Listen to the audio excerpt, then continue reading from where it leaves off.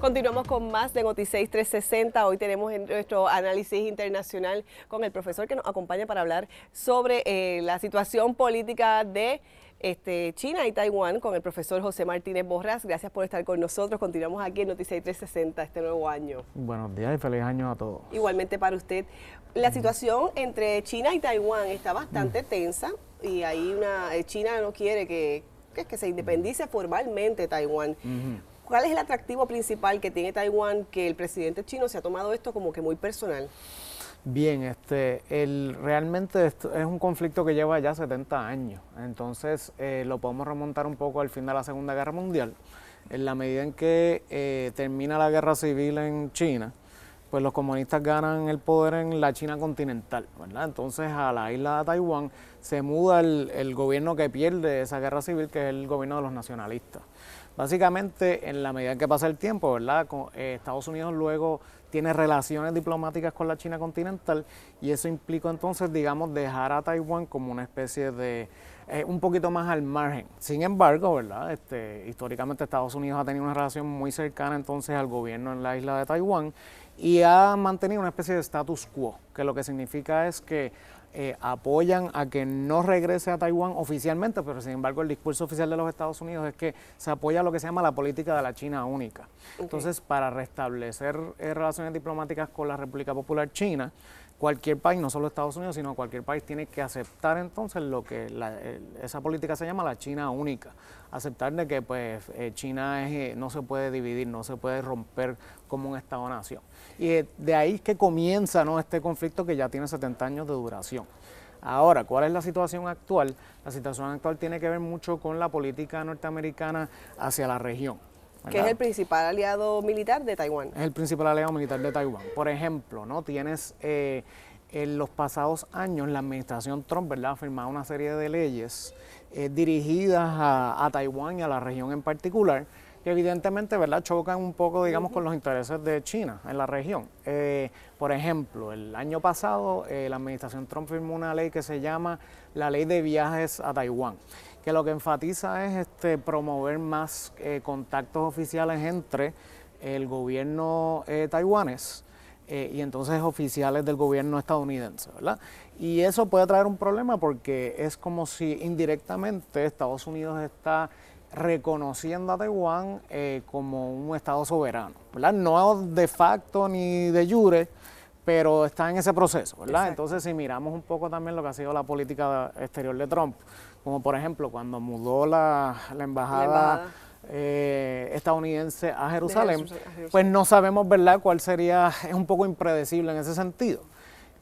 También este año Estados Unidos, entonces, para darle más fuerza a esa ley, firma otra ley que de alguna manera también se enfoca entonces en lo que es su política hacia lo que es el este asiático y el sudeste asiático en general, donde pues tienes que lidiar con otras situaciones como Corea del Norte, pero en particular siempre esto es dirigido a China. Y realmente mucha de la política exterior norteamericana mira a China y mira a Asia como su región, digamos, de importancia, particularmente después de la administración de Obama, ¿no? Antes de eso había una mirada muy particular hacia Oriente Medio, ¿verdad?, con todas las guerras en Irak, en Afganistán y todo esto, pero en la medida en que luego llega Obama y entonces ahora Trump, pues hay una mirada muy específica, digamos, entonces, hacia el este asiático y el sudeste asiático. Profesor, causa particular preocupación porque el presidente chino recientemente expresó pues que podía hacer uso de la fuerza si era necesario para evitar la independencia de Taiwán. Entonces, como Estados Unidos es el principal aliado militar de la isla de Taiwán, pues causa preocupación de que pueda ocurrir un conflicto militar. ¿Hay posibilidades de eso? Bueno, como repito, ¿verdad?, ha sido una crisis ya de 70 años. La pregunta también sería hasta qué punto, ¿verdad?, las tensiones pudiesen escalar. Realmente la política de la China continental hacia la isla difiere dependiendo quién esté en el poder en Taiwán, ¿verdad? Hay dos partidos principales, uno fue el nacionalista, que fue básicamente la dictadura que hubo en Taiwán hasta el 1990, y luego entonces surge lo que se llama el Partido del Progresismo Democrático, que son independentistas. Entonces hay un conflicto en términos de la identidad, ¿verdad? ¿cuál es el mejor futuro que le conviene a Taiwán? Eso puede sonar un poquito familiar, ¿verdad? Si debe ser con la China continental o si debe ser como un estado soberano, ¿verdad? ¿Y qué le conviene más? Fuese una buena pregunta. Yo diría que habría que ver también cuáles son las posturas de los diferentes ciudadanos, ¿no?, en Taiwán, ¿no? Hay una identidad en común. O sea, por lo general los taiwaneses, el idioma oficial en Taiwán es el mandarín.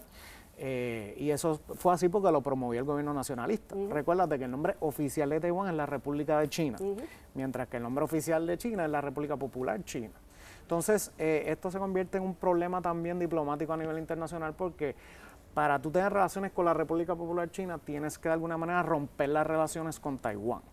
Y esto lo vimos recientemente en América Latina y el Caribe, porque entiendo que los últimos dos países que se han realineado con la República Popular China son, creo que fueron República Dominicana y Panamá, si recuerdo bien. O sea, que si tú quieres, China te dice, si tú quieres tener relaciones con nosotros, tú tienes que romper entonces las relaciones con Taiwán y aceptar la política de la China única. Y entonces así es como una forma de presionar también para lograr entonces tenerlo todo de su lado. Entonces, en la medida en que Trump ha firmado estas leyes, que se podría decir son una manera para poner presión quizás al gobierno chino en la situación de Taiwán, pero también en la guerra comercial que tienen, etcétera, pues entonces hay este tipo de discurso que ha tomado el presidente chino, donde lo que quiere es básicamente pues asegurarle, ¿verdad?, a la población china en general y a sus aliados y rivales extranjeros, pues que esa es la política y eso no cambia en ese sentido. Y esto también responde entonces a la política doméstica de Taiwán, porque entonces lo que tienes es, creo que para el año que viene ya tienes unas elecciones.